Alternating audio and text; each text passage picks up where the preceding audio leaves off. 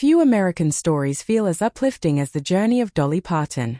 Born in a tiny cabin in rural Tennessee as one of 12 children, she grew up with very little money and even fewer luxuries. Her childhood home had no running water and, most painfully for her father, no books.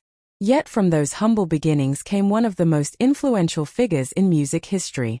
Dolly's rise from poverty to global fame has inspired television films, documentaries, and even university-level courses examining her cultural impact. But beyond the rhinestones and chart-topping hits lies a deeply personal story of hardship, faith, loyalty, and resilience.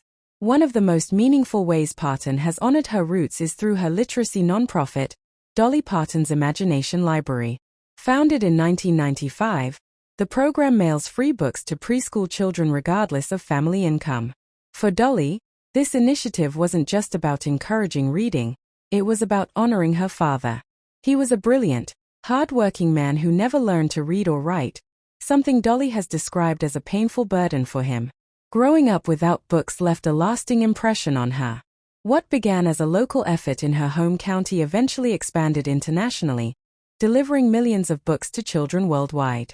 Through that mission, she turned childhood scarcity into generational opportunity. Her life hasn't been without darkness. In the early 1980s, after filming The Best Little Whorehouse in Texas alongside Burt Reynolds, Dolly experienced a severe emotional low. The pressures of fame, personal struggles, and rumors surrounding her relationship with Reynolds took a heavy toll. She later revealed that she fell into a deep depression and at one point contemplated ending her life. In a moment of despair, she picked up a handgun. But just then, her dog Popeye ran up the stairs toward her. That interruption stopped her. Dolly has said she felt it was a sign, a spiritual wake-up call. She put the gun down and prayed.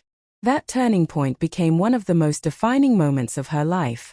Her influence extends far beyond music charts. The University of Tennessee even offers a course examining her cultural significance and regional impact.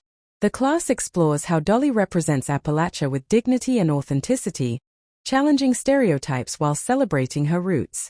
From being voted least likely to succeed in high school to becoming the subject of academic study, her journey is nothing short of remarkable. Not all of her experiences have been uplifting, though. In the 1960s, Dolly once returned home to find something shocking near her gate, a box containing a baby.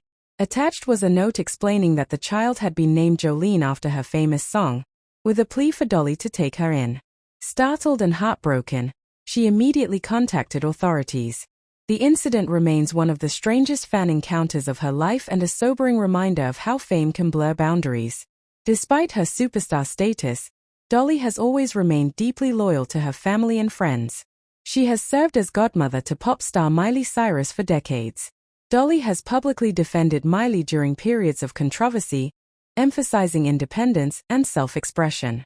Having forged her own unconventional path, Dolly believes others should have the freedom to do the same. Her longest-standing relationship, however, has been with her husband, Carl Dean. The two married in 1966, long before she became a global icon. Dean has famously avoided the spotlight, choosing a private life while Dolly built an international career.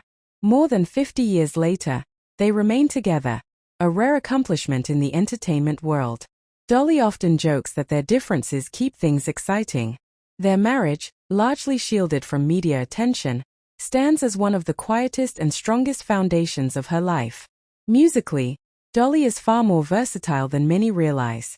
Beyond her legendary vocals, she plays multiple instruments, including the guitar, banjo, dulcimer, and piano.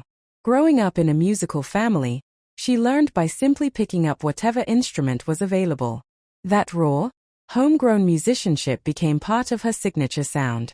She also has an unusual creative habit. She finds cemeteries peaceful and inspiring.